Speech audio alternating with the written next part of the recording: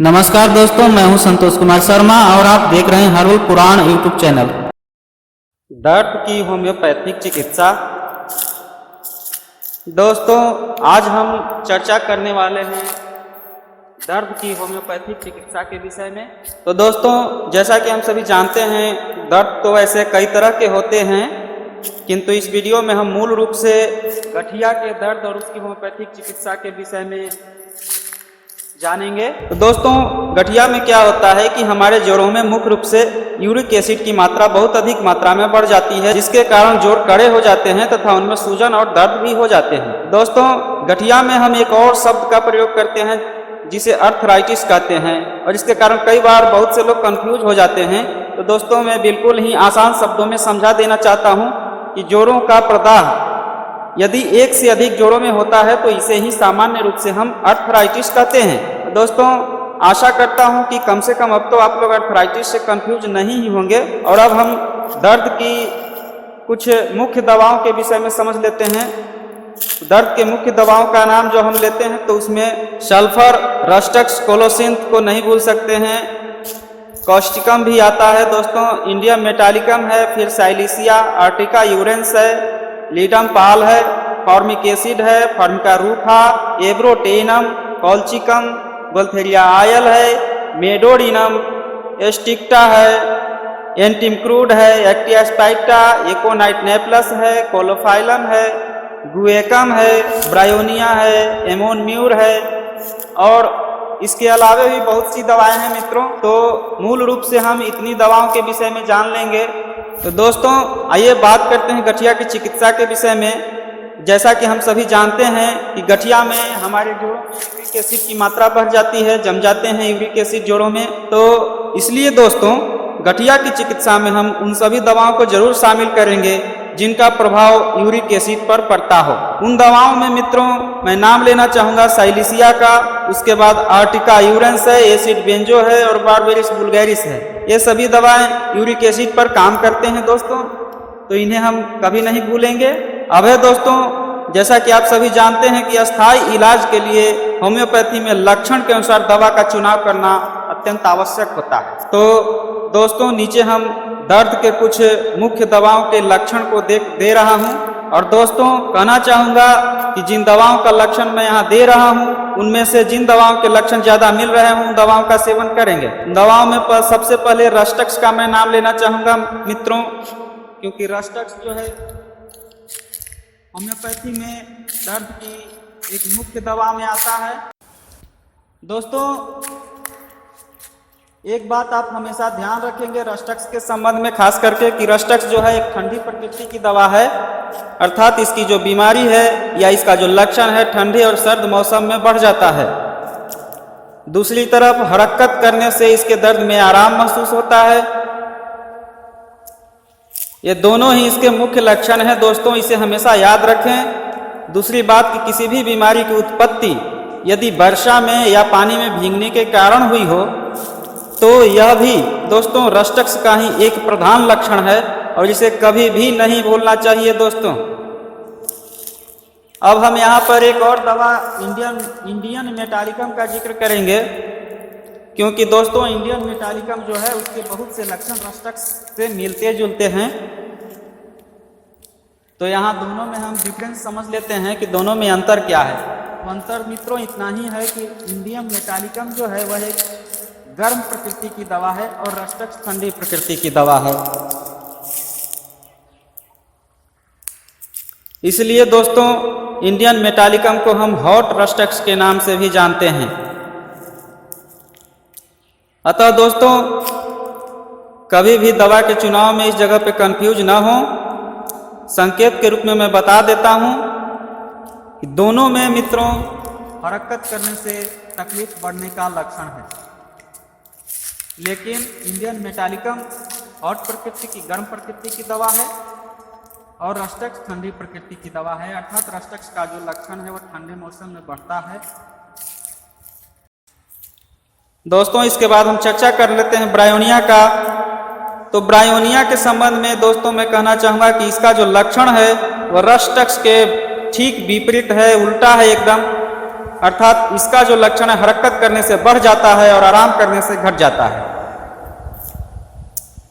ठीक जिस तरह से रस्टेक्स का जो लक्षण है आराम करने से बढ़ता है और हरकत करने से घटता है, उसी तरह से ब्रायोनिया का ठीक इसके उल्टा हरकत करने से बढ़ता है और रेस्ट करने से आराम महसूस होता है।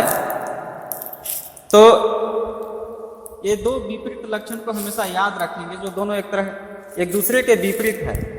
विपरीत लक्षणों को ध्यान में रख करके आप चलेंगे दोस्तों, तो कभी भी दवा के चुनाव में आपको परेशानी नहीं होगी। अब है कोलोसिंथ। तो दोस्तों किसी भी प्रकार के दर्द में कोलोसिंथ एक मुख्य दवा है और होम्योपैथिक जगत में दर्द की चिकित्सा में रस्टक्स और कोलोसिंथ दोनों दवाओं का नाम बड़े ही आदर के साथ लिया जाता है दोस्तों। अब है लाइकोपोडियम। तो दोस्तों इस दवा के रोगी के पेशाब में लिथिक एसिड की मात्रा प्रायः बढ़ी हुई पाई जाती है, अतः मित्रों ऐसी अवस्था में लाइकोपोडियम निश्चित रूप से दी जानी चाहिए, फायदा करेगा दोस्तों। आगे है लीडम पाल।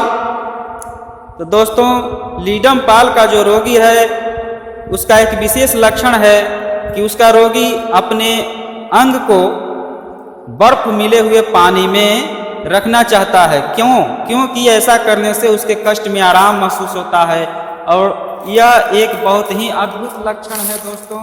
यह एक विचित्र लक्षण है दर्द के विषय में, क्योंकि दर्द का जो रोगी होता है खास करके ठंड से उसका जो बीमारी है, उसका जो लक्षण है बीमारी का वो बढ़ जाता है। लेकिन लीडम पाल का रोगी ठंडे पानी में बर्फ, यहाँ तक कि बर्फ मिले पानी में अपने शरीर को अंग को रखना चाहता है।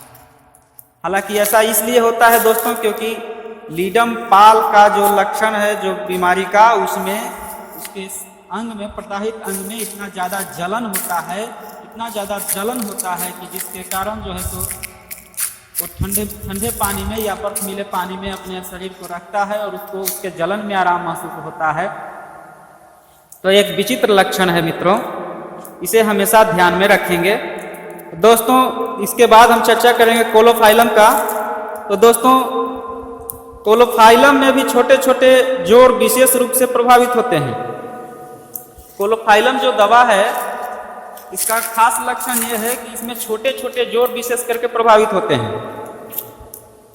अतः यहाँ एक बात ध्यान में रखने की है, यह जो लक्षण है कि छोटे छोटे जोड़ जहाँ हम देखें कि विशेष रूप से प्रभावित हो रहा है तो वहाँ हम कोलोफाइलम का चुनाव करेंगे। लेकिन एक चीज और है दोस्तों कि कोलोफाइलम की तरह ही इससे मिलता जुलता एक और दवा है जिसके लक्षण कोलोफाइलम से मिलते हैं और वह है लीडम पाल, जिसका कि जिक्र हम पहले कर रहे हैं दोस्तों ऊपर में। लीडम पाल और कोलोफाइलम दोनों में छोटे छोटे जोड़ प्रभावित होते हैं। तो दोनों में अंतर क्या है दोस्तों, अंतर समझ लेना अत्यंत आवश्यक है ताकि दवा के चुनाव में कभी मुश्किल ना हो। तो अंतर यह है दोस्तों कि कोलोफाइलम जो है वह खास करके स्त्रियों के ऊपर ज़्यादा प्रभावी ढंग से काम करता है। तो जहां हम देखेंगे कि छोटे छोटे जोड़ प्रभावित हैं, गठिया में छोटे छोटे जोड़ आक्रांत हैं और रोगी अगर पुरुष है तो वहां हम लीडम पाल का चुनाव करेंगे। और जहां हम देखेंगे कि इस तरह का लक्षण अगर किसी स्त्री रोगिणी में है तो वहां हम लीडम पाल के जगह पे कोलोफाइलम का चुनाव करेंगे। मित्रों इस तरह से हम दवा का चुनाव अगर करते हैं तो हम समाधान के काफी निकट होते हैं दोस्तों। आगे फॉर्मिक एसिड और दवा का जिक्र कर लेते हैं। तो फॉर्मिक एसिड जो दवा है दोस्तों उसका खास लक्षण जोड़ों में दर्द, जोड़ों में सूजन और जोड़ों में कड़ापन, ये तीन विशेष लक्षण फॉर्मिक एसिड में पाए जाते हैं, जो कि गठिया का मुख्य लक्षण है दोस्तों। गठिया के रोगी में ये तीनों के तीनों लक्षण पाए जाते हैं और तीनों के तीनों लक्षण फॉर्मिक एसिड में होते हैं। तो दोस्तों हम कह सकते हैं कि फॉर्मिक एसिड गठिया के रोगी की एक मुख्य दवा है। उसके बाद कॉल्चिकम है दोस्तों। तो कॉल्चिकम भी दोस्तों गठिया की एक अच्छी दवा है। इसमें जो है बुढ़ापे में हाथ पांव फूल जाने और पेशाब में एल्बुमिन की मात्रा बढ़ जाने का लक्षण मिलता है दोस्तों। दोस्तों अंत में हिंट के लिए मैं एक बात बता देना चाहता हूँ कि दोस्तों गठिया की चिकित्सा अगर करनी हो तो इसमें हम मुख्य रूप से 3 तरह की दवा का चुनाव करेंगे, जिसमें पहला जो चुनाव होगा लक्षणानुसार, जो ऊपर हमने रस्टक्स आदि के लक्षण दवा के बताए हैं, तो उन दवाओं में से लक्षण के अनुसार जो दवा सबसे ज़्यादा सटीक बैठती हो, जिसके लक्षण ज़्यादा मिलते हैं, उस दवा का चुनाव करेंगे दोस्तों। लक्षणानुसार दवा का चुनाव करेंगे 1 नंबर, और दूसरे में गठिया की जो रूटीन औषधि है उसका चुनाव करेंगे दोस्तों। रूटीन औषधि के रूप में हम लीडमपाल, कॉलचिकम और फॉर्मिक एसिड का चुनाव करेंगे। उसके बाद तीसरे नंबर पे यूरिक एसिड पर प्रभाव डालने वाली दवा, उसमें silicea, urtica urens, berberis vulgaris acid benzo है, तो आर्टिका यूरेंस और बारबेरिस वुल्गैरिस को हम लेंगे। एसिड बेंजो का एक विशेष लक्षण है कि उसके पेशाब में बदबू होती है, दुर्गंध होता है, तो ये अगर लक्षण होता है तो एसिड बेंजो लेंगे, अन्यथा नहीं लेंगे।